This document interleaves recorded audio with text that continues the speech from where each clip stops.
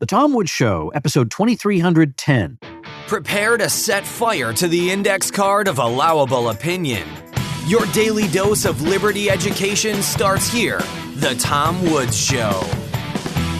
Folks, I don't know about you, but I am running into a lot of progressives saying, look, police, fire, schools, these are all great examples of socialism. Well, let's focus on that school example. I've got a free ebook called Education Without the State that makes a pretty darn good case for a stateless approach to education. Pick it up at nostateeducation.com.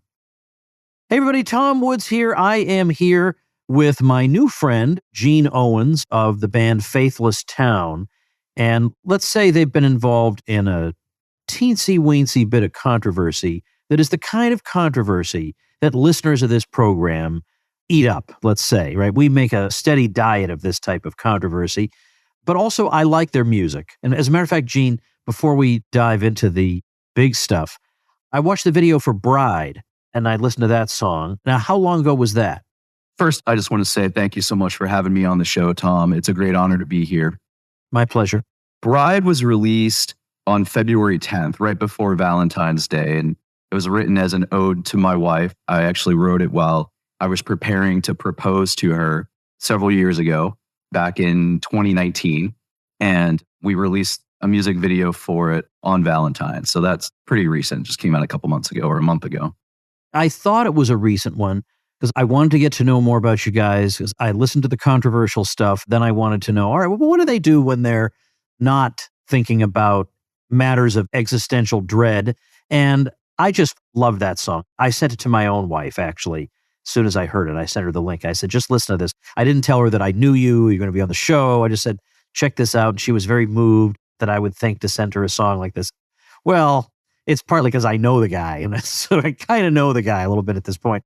So how long has there been a band called Faithless Town? Faithless Town started as a music project of mine in 2008. So I'm horrible at math, but it's been a while. It's been some time. And the lineup of the band has gone through multiple different incarnations, but I've always been the principal songwriter and frontman of the project. Okay, so having said that, are you the kind of band where like for example, one of my favorite bands in the world is a band nobody's ever heard of. I had the lead singer on, David Longdon from Big Big Train. I had him on this program. Then he died a couple of years ago to everybody's shock and surprise. Absolutely should not have happened. But I found out that even though he has, in my opinion, maybe the best or had the best voice in all of rock music, which is an astonishing claim, but I think it's plausible. He worked at a convenience store part-time. And I thought, I don't want to live in this world anymore. That I turn the radio on and there's so much uninteresting material coming out of it. And here's an incredible musician who's working at a convenience store. So are you guys full-time into this, or do you have paying gigs that keep you going? So yeah, that's the sad state of music these days, unfortunately. There are bands that many people have heard of and love that are even on record labels that when they come back from tour, they go back to their day jobs. And this is a phenomenon that has been a result of streaming and the internet and piracy. At the time when Metallica was speaking before Congress and saying something has to be done about this is going to devalue music, and nobody took them seriously because they were already multimillionaires and they were seen as being selfish or greedy. But they were really speaking out about something that they saw on the horizon that was going to seriously disrupt the industry. And I think it has. Most people now don't purchase physical media. They don't buy records. They don't buy CDs. They stream things, and the streaming platforms share a very, very marginal share of the revenue with the artists and content creators. So unfortunately, many artists, many musicians, very much the same way as many actors and thespians, have to have a day job or have something else to allow them to continue to make their art. So talk to me about, you have a couple of songs that are obviously engaged in the debate about what we might call the medical surveillance state, or, the COVID regime, or whatever it is that you want to say to refer to what we've endured for the past few years. So you have a song called Do Not Comply. I'm going to link to the video at tomwoods.com/2310 because they took that video off YouTube. It's just a music video. They took that off. And the other one is Live Free. Have you guys always been doing political commentary like that? We haven't as a band per se. I have been pretty vocal and active as an activist for the majority of my adult life. That activism started in the early 2000s in reaction to the George W. Bush regime and the Patriot Act and the wars in Iraq and Afghanistan. I was very involved in the anti-war movement at the time. I was living in Los Angeles, and I was an organizer with a group called Not in Our Name. And then I put out a couple solo albums at that time. I was very young, and I like to think I've grown a lot as a musician. It's one of those things I go back and listen. I'm like, oh man, I'm such a better singer now. But still, my heart and my mind is still in that same place. I was against wars of empire and sending our sons and daughters off to fight for resources and assets that would benefit the Halliburton Bechtels of the world and the Dick Cheneys and George W's of the world. And I was speaking out for human freedom and human dignity, and that hasn't changed. And so when I saw what was happening in the world in 2020, I felt that once again, I had to use my voice as an artist to speak out against it, because I think we have seen the greatest human rights violations, at least of our country in modern times. Obviously, the slave trade and the horrible things like the witch hunts and things like that in our past are very dark. But in terms of modern times, locking down an entire nation indiscriminately and depriving them of the right to work and live and enacting policies that have really adversely impacted the poorest communities, I just had to speak out and lend my voice to resistance to that. What about your fellow musicians in the band? I mean, did you just happen to be surrounded by people who agreed with you on a matter that for some people was quite controversial? No, as many people I think listening can relate, there's been a lot of divisiveness over the past few years, even preceding COVID. And a lot of people at politics and these false dichotomies of if you question this narrative, then that makes you a Trumper or vice versa. It's really caused a lot of rifts between friends and family. It's very sad to see. And COVID just accelerated that. And some people that played in my band for quite some time, almost a decade, some of those bandmates didn't see eye to eye with me on the mask mandates, on the lockdowns, on, as you were calling, basically the biosecurity police state, the biosecurity state. And so we had falling outs. I had a guitar player tell me, because you don't wear a mask, I can never be in the same room with you. And it's kind of hard to collaborate with somebody and make music that won't share the same space with you. Yeah. I always wonder about these people who were that fanatical about it, if they ever had second thoughts, given that the world doesn't look the way it should if those masks were really doing anything. I mean, they got rid of masks on planes, and we were told what a catastrophe this would be. You can't even see that on the charts. If I said, here's a chart of health outcomes over time, I want you to pick out where on this chart the airport and airline mask mandate was lifted, you wouldn't be able to. Now, if they really did anything, you absolutely would. You absolutely would be able to see that on the chart. But it's like none of this matters to some people.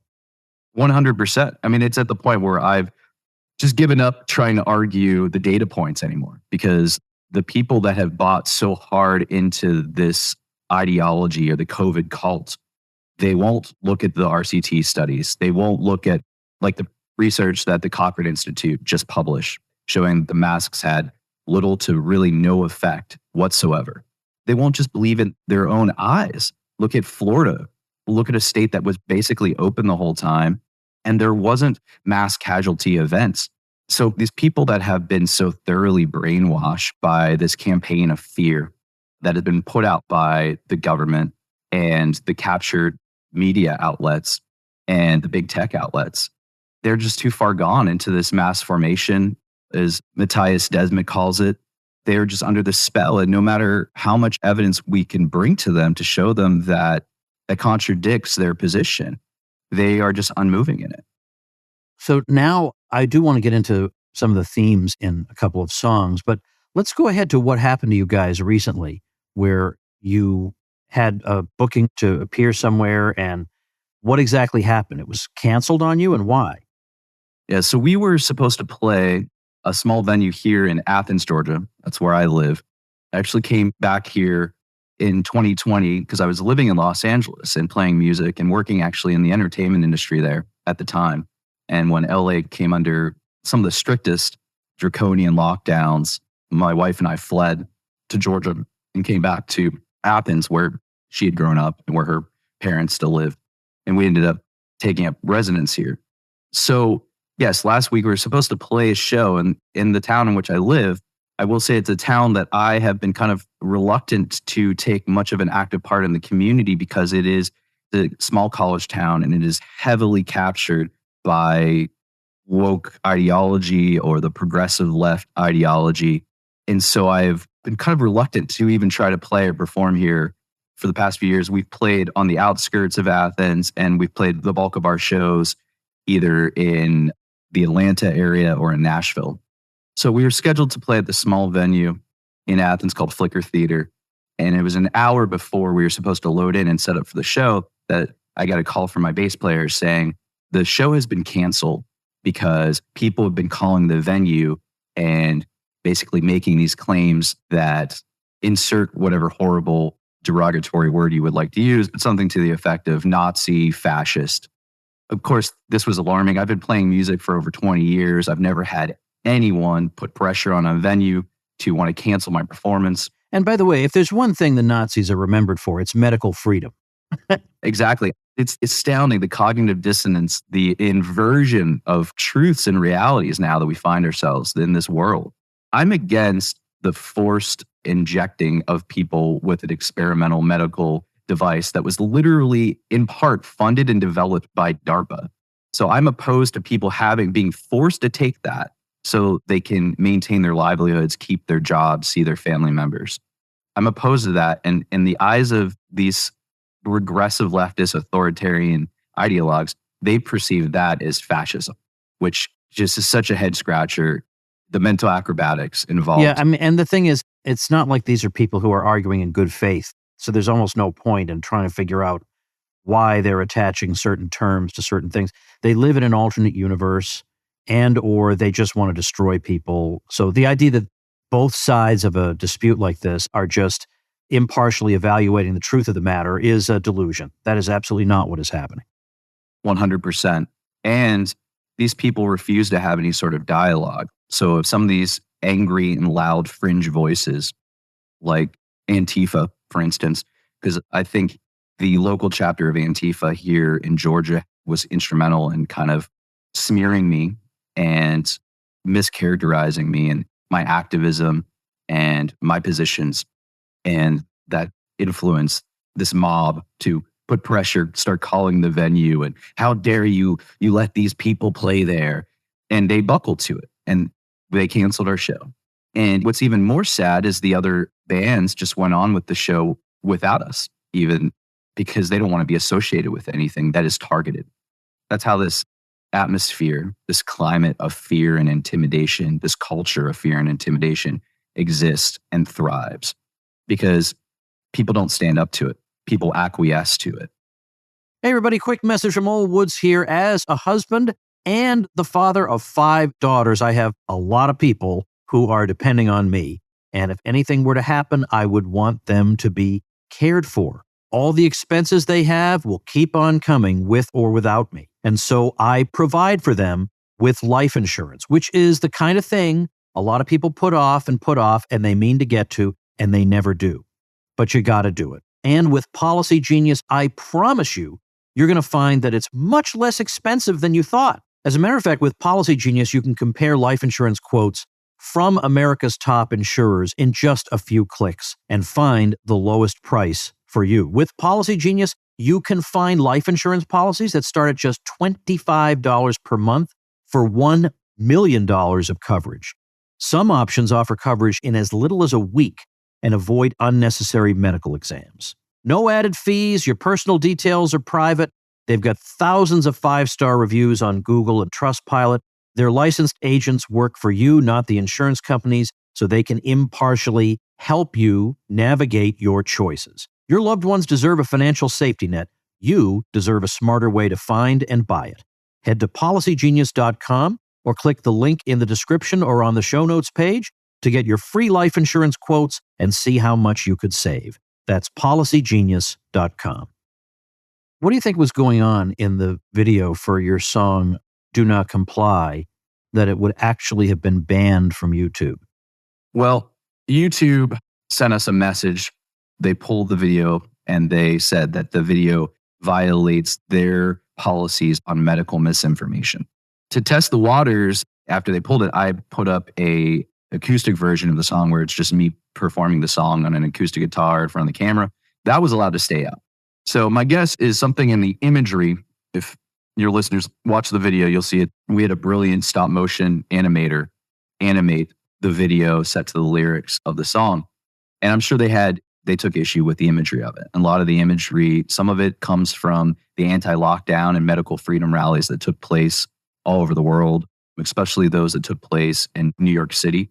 And a lot of the photos come from a fantastic photographer who goes by the moniker Souls of a Movement, who has been doing an excellent job of documenting the people's movements of resistance to true tyranny and fascism. And he's currently in Paris right now covering and documenting those protests.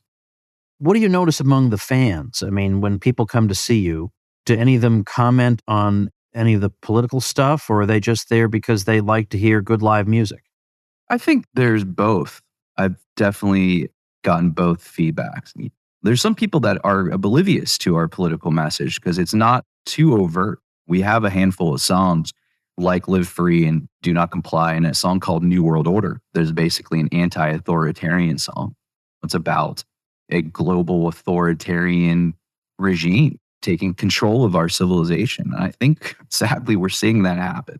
And we're seeing the collusion between governments to follow lockstep in line with true dictatorships and authoritarians like Communist China and adopt their practices and policies as a way to mitigate a virus or as a public health policy. It's really terrifying.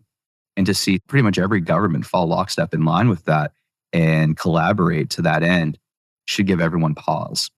You mentioned that you were an anti-war guy, which put you a little bit out of the establishment years ago because the establishment was pretty well on board for that war. I mean, there were some dissenting voices, but Hillary and Mitt were both in favor, and the major newspapers, whether quote liberal or quote conservative, were all in favor. So that puts you a little bit outside. But that doesn't necessarily mean that you had your full worldview already established. So when would you say you were pretty set in your views, and how did you get set in those particular views? These are not opinions that are being taught to school kids, let's say. Well, I think I've seen through the two-party illusion for quite some time. I saw the warmongering of Bill Clinton when I was a child, when I saw sanctions being imposed upon the people of Iraq that really, more than anything, were just hurting poor people that weren't part of any horrible or tyrannical regime. They were hurting the poorest people that did not have a voice. And so I've seen through that two-party illusion for a long time now. And just being aware of events like the bombing of the MOVE organization in Philadelphia, of the events surrounding JFK assassination, Operation Phoenix in Vietnam. It's all out there in the open to learn and read about, but we definitely aren't taught it, like you said, in schools. So, yeah, I think at a young age, I was raised by two first-generation immigrants in Pittsburgh, Pennsylvania, and both of them instilled in me a strong sense of right and wrong. And it didn't matter what party affiliation you were. It was a matter of what's right and what's wrong. And they also instilled a strong sense of hard work and personal accountability. And my father especially taught me to stand up to bullies. Because if you let the schoolyard bully shake you down for your lunch money on day one, the next day they want your backpack. The day after that, they want your shoes. It's not until you stand up to them that they will finally leave you alone. And I don't like bullies. And I don't like it when they hide behind the title of politician or the title of a public health expert or the title of a far left activist that is trying to silence or cancel somebody in the name of inclusion and tolerance. I don't like bullies, and I refuse to acquiesce to them. And I think we all need to find our courage because the hour is getting late. I hear that. I hear that. I've said many times how utterly depressing it was for me to observe the way everybody just kind of buckled on this. So now let's imagine we're back in summer of 2020. I would assume that performing live music brings you enormous pleasure, right? Safe to assume that? Absolutely. Okay. And it looked like there was just no prospect of it coming back. That maybe at some distant, unforeseeable time, it could conceivably come back. But for the time being, there was no prospect of it. Or the following year, there's a prospect of it, but you have to get the shot. Can you let us into where your mind was in both of those moments? Yeah, absolutely. I did have that thought. And I said to myself, how do we move forward? How do we do this? Yeah, how are we going to play music and have gatherings and do all these human things that we need? That we are mammals and we need that connection. We need that physical in-person connection with others. And all that was under attack over the past 3 years of stopping weddings and celebrations and concerts. And so in 2020, when I basically had to rebuild my band from scratch, like I said, I did not see eye to eye, or the people that were playing with me didn't see eye to eye with my position. So I built my band back up from scratch. And the first show we did was in April of 2021. Well, most venues here were still locked down. They decried it was too unsafe, especially here in Athens. They all stayed locked down as long as they possibly could, far longer than most places in the country. While at the same token, right down the street, college football was going on and thousands of people were packing into a stadium for that. And once again, no mass casualty event of people dropping dead from these events. But anyway, in April of 2021, we decided to just put on our own shows. So for our first show back, we found a restaurant in the outskirts of Atlanta that had a big private room, and we just threw our own concert with 2 other bands that were like-minded. And it was really well attended. It was a lot of work because that private room didn't have its own PA and it wasn't really set up for that. But we put in the work and we had a great event. And so I thought, if nothing else, this is how we will move forward, how we'll have events. We'll put on our own shows. We don't need the traditional venues. We don't need the traditional avenues to do it. We can do it ourselves. Yeah. You know, that's reminding me of, I had the folks from Right Said Fred on the show. So they're the guys who sing I'm Too Sexy. Yes. I'm a big fan of how outspoken they've been. Oh, good. So you're aware of that. Yeah. So they've been really great on this. And I had them on and they were absolutely insisting they would never, ever be part of any performance that made that requirement of the audience. And as we were recording, they were saying they were on their way, I think, to maybe to Portugal to try to work out some big festival where you could have music without it. And so, of course, this has all come and gone for the most part. Every once in a while, you run into some crazy outlier. But for the most part, this has come and gone. And I have to say, as horrible as it all was, I was pleasantly surprised at how quickly it all disappeared. But it didn't disappear, I don't think, because the people involved said, this is probably an unjust imposition on people to make this demand of them. Rather, it's that venues and geographic locations, tourist destinations, found that they could not prosper without us, without the refuseniks like you and me. Mm-hmm. Even though we may not have been the majority, we were a big minority, big enough for them to take notice and say, oh, you know what, on second thought, you can come on in. So that is some comfort. It is some comfort. And let's just say that those injections didn't do what they were supposed to do. The whole premise, right, of showing proof that you were injected was showing that you couldn't spread the virus, which we now know is proven to be false, that it doesn't stop transmission. And in fact, these people have even admitted that they didn't even do trials to ensure that it stopped transmission. So these people like Fauci and Walensky of the CDC, they outright lied to people. And then these venues and other local politicians, they just adopted those policies that were all based upon a lie. Yeah. But yeah, I do think those things ended because there was pushback. Every little win that we've had is because they've been hard won by people's efforts, by ending the mask mandate on airplanes to these policies. And they really are policies of segregation. We should call it for what it is. They're segregation. And for the left, who claims to care so much about minorities and those that have been marginalized groups, one of the groups that had the lowest uptake of the vaccine was the African American community. So in these places that were requiring proof of the injection, they were basically turning away in large part the Black community. And it's astounding that the modern left cannot see that they have become the very thing that they claimed that they were opposing. Do you think what happened to you with that show is a fluke? Or are you worried this is just going to follow you around everywhere? I hope it is. I hope it's a fluke. I hope that the slanderous claims and the outrage from some fringe illiberal group will fall on the deaf ears of normal, reasonable people, especially here in the South, especially here in Georgia, of all places. I'm not playing San Francisco or New York City even. So I hope that it is a fluke, and I hope it's a thing that we can all learn from. And I know there's people in the local community that are fighting back and are trying to say we can't let this be normalized. One of the saddest things about what happened is that two of the people involved in getting me canceled for this performance, they work for a local nonprofit that was founded as a resource for musicians and was founded by a woman whose son took his own life.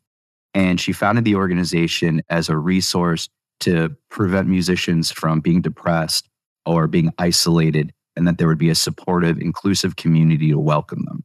And both the manager of this nonprofit organization and one of the employees were instrumental in leading this cancellation campaign against me over the past week.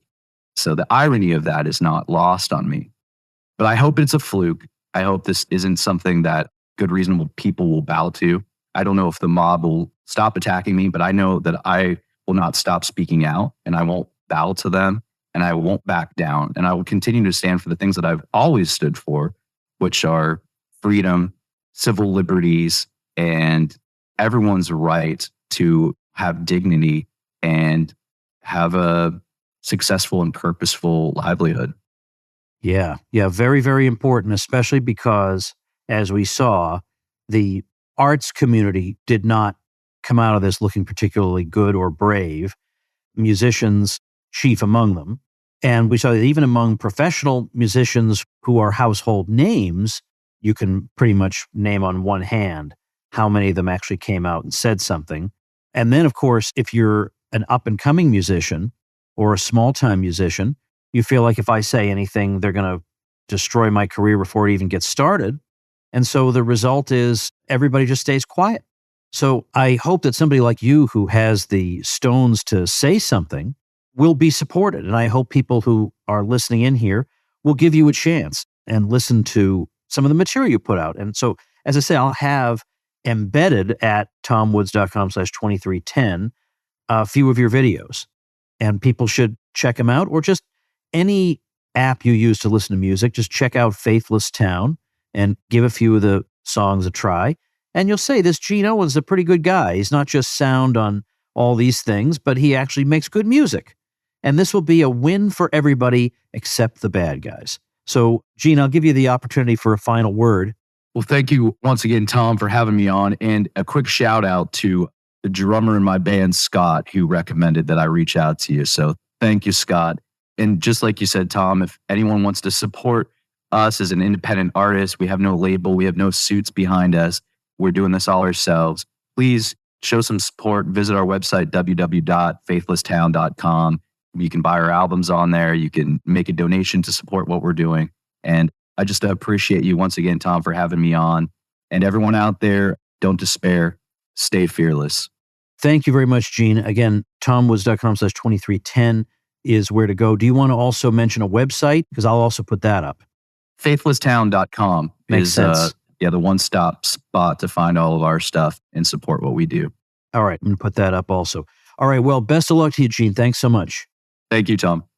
Hey, everybody, before we wrap up, I want to share some happy news, particularly with my long-suffering Canadian listeners. They're not suffering because of me. They're suffering because of the ruling authorities in Canada. And I'm happy to say there's a really, really great program coming up in person in Calgary. There's another one coming up later in the year in Vancouver, but the first one is in Calgary, and it's called Capitalism and Morality. And of course, you're welcome to come from anywhere in the world to attend, but Capitalism and Morality is going to feature a bunch of top-notch speakers like Per Bieland, senior fellow of the Mises Institute, Tim Moen, great guy, former leader of the Libertarian Party of Canada, been a guest on this show more than once. Maxime Bernier, who's with the People's Party of Canada.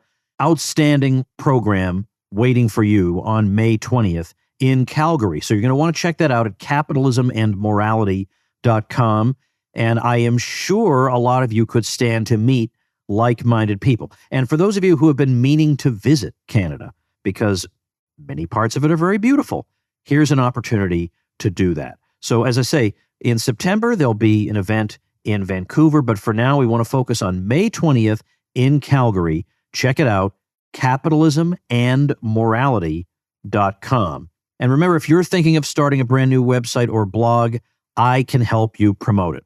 Get the details at tomwoods.com/publicity. Before you start that website, check out tomwoods.com/publicity and see how you can get me to promote your site on my show. And I'll do a bunch of other things that'll help make it easier on you, like give you some tutorials and give you membership in my special group where we all help each other who have started websites. Sometimes you have tech issues or marketing issues, whatever. We all help each other in there. I give you all these things for free.